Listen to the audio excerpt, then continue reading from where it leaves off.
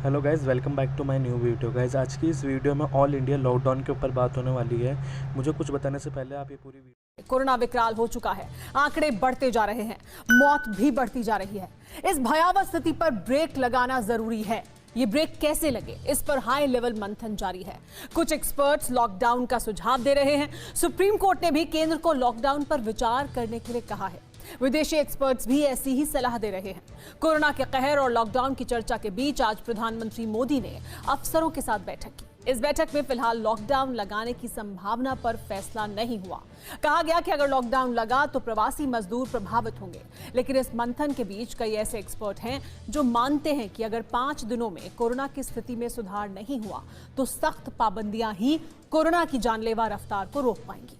हिस्सों में बंदिशों के बीच जिस तरह कोरोना के मामले लगातार बढ़ते जा रहे हैं, उससे केंद्र सरकार पर भी दबाव बढ़ता जा रहा है। हालांकि सरकार पर लॉकडाउन को लेकर दबाव अदालत की ओर से भी है।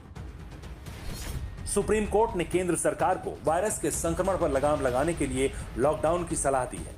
उच्चतम न्यायालय ने वैक्सीन की खरीद पॉलिसी को फिर से रिवाइज करने को कहा है। कोर्ट ने कहा है, अगर ऐसा नहीं किया गया तो सार्वजनिक स्वास्थ्य के अधिकार में बाधा उत्पन्न होगी, जो संविधान के अनुच्छेद 21 का एक अभिन्न अंग है।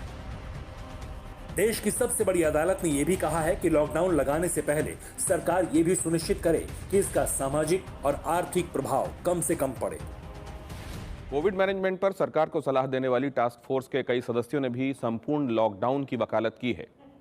इस टास्क फोर्स के मुखिया डॉक्टर वीके पॉल हैं, जो प्रधानमंत्री को सीधे रिपोर्ट करते हैं, और इस टास्क फोर्स में एम्स और आईसीएमआर के कई विशेषज्ञ भी शामिल हैं। डॉक्टर वीके पॉल की अध्यक्षता वाली टास्क फोर्स ने कहा है कि हमें तुरंत संक्रमण चक्र तोड़ने की जरूरत है, क्योंकि चिकित्सा संसाधन बुरी तरह चरमराए हुए हैं।